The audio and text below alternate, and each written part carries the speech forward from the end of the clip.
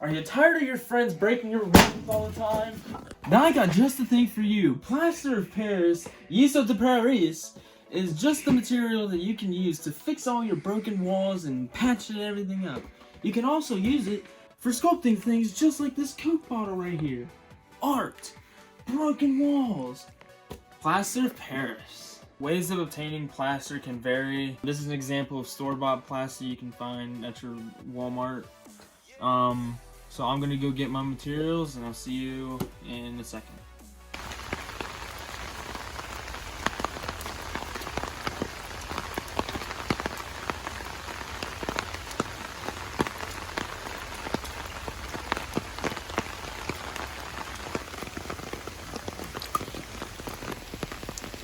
Hey, you're not supposed to be here.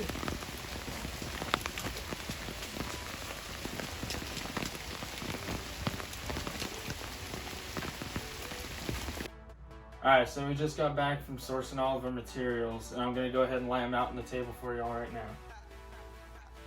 First, our gypsum powder. Then, gotta go get my water. Let's go get it now.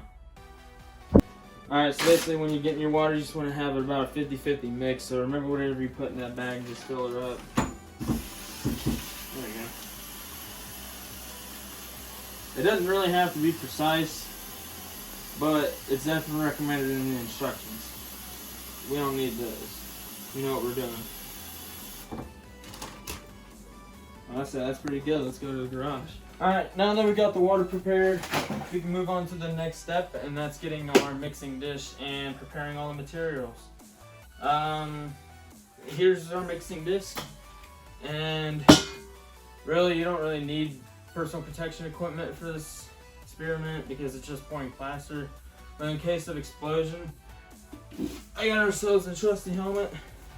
Alright, let's get this stuff mixed up. Alright, now that you have your mixing bowl ready, you got your PPE on, and your materials are set aside from each other, ready to be mixed, let's go find ourselves a stirring utensil in the lab. Oh, there's many different things you can use as long as it's not contaminated with something like a foreign substance, because then it could ruin the integrity of the gypsum powder. This looks clean enough to use, so we can bring it back over to the table, and we can dump our dry mix in first. It just makes it a whole lot easier to stir. So we'll go ahead and just dump it out right here. It doesn't matter if you make that big of a mess. Just get a little bit of water. You just gotta make sure you stay 50-50 with her. Get some water. Oh man. Alright. Get your stirring rod. Let's just mix it up. And you want to make sure you mix it until all powder is stirred in. You'll feel it start getting chunkier. And I'm noticing there's a lot of powder in the air because it was dry. Doesn't really matter if you spill, you can always just add a little bit more. Yeah, we'll just grab some from the table, pour it in. Starting to already, I can feel it's getting a little bit tougher to stir, so I think we need a little bit more powder. You just gotta keep the mixture so that it'll firm up. It'll start firming up. You'll feel it. You'll feel it with your hands when you really get in there with it. Oh yeah, I can feel it. It's getting mushy. So basically what you want to do now, it's all ready, kinda. You're ready to pour. Usually you want to go until it's very smooth, but we don't have time for this right now. You just want to go ahead and find yourself a mold to pour it with. And side note, right here, this is not a proper mold for making plaster like cutouts or sculptures. Basically, instead, what you actually want to do is make a casting and not make a mold like we were trying to do. So basically, what we ended up actually doing to have an example was to pour the plaster into an empty Coca-Cola bottle. And you can really tell how good plaster is for making castings of things because it took to the bottle details very nice. Yeah. Just want to point it out. Now let's just take a look around here. Nothing there. Can't really use that. What about this? Oh, perfect. We got ourselves a mold. Let's get it ready. Give it a little stir. You can just take your hands and just kind of plop it in. There you go. Scrape off the top. Don't want to get both your hands dirty. Just like that. Set it to the side. And wait however long your plaster says. Mine's about 4 hours, I'm pretty sure. So we'll check back in about 4 hours. What plaster actually is, it is a gypsum mineral that is formed from calcium sulfate. And the formula for calcium sulfate is CaSO4. The calcium sulfate is basically a dihydrate. When you add water to it, it forms a hydrate, and the hydrate is basically what makes plaster do what it does, and that is when you heat up the gypsum mineral, it dehydrates all that so that it becomes the powder, which is in turn what creates the effect when you add water. It turns back into the gypsum with the hydro molecule. So basically what a hydrate is, it is a compound that has an H2O molecule, which is water. Most of these hydrates are crystalline solids, and what those are is the most common form of a hydrate.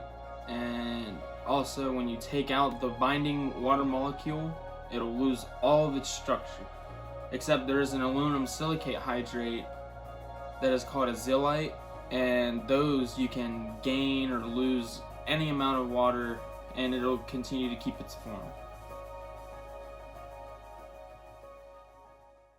Right now I am opening our casting of plaster in the vanilla Coke bottle. This step you do want to use personal protection. You need a glove because you're working with a sharp object. Yeah, so let's just get to cutting. Make sure you wash your fingers. And usually you want to cut away from yourself, but I don't want to. So.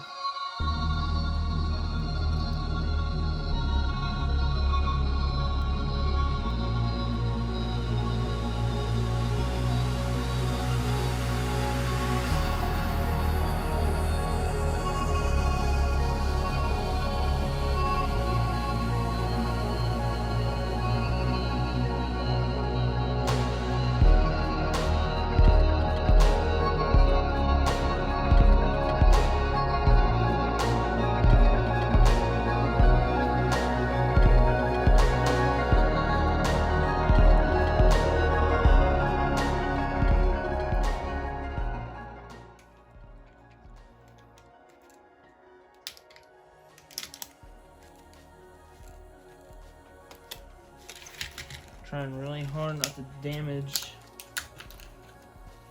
what I don't have to. Oh, I broke the top. That's okay.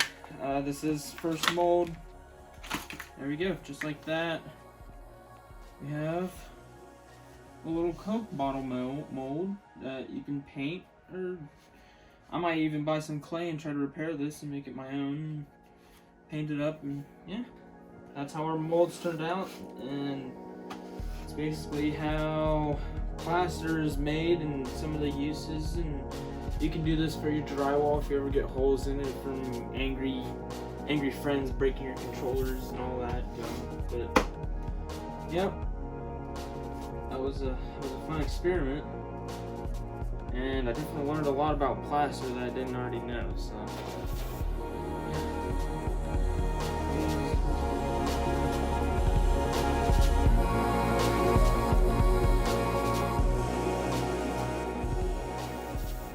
Alright, here's a side note. I just wanted to say this as like a little side note to the teacher, okay?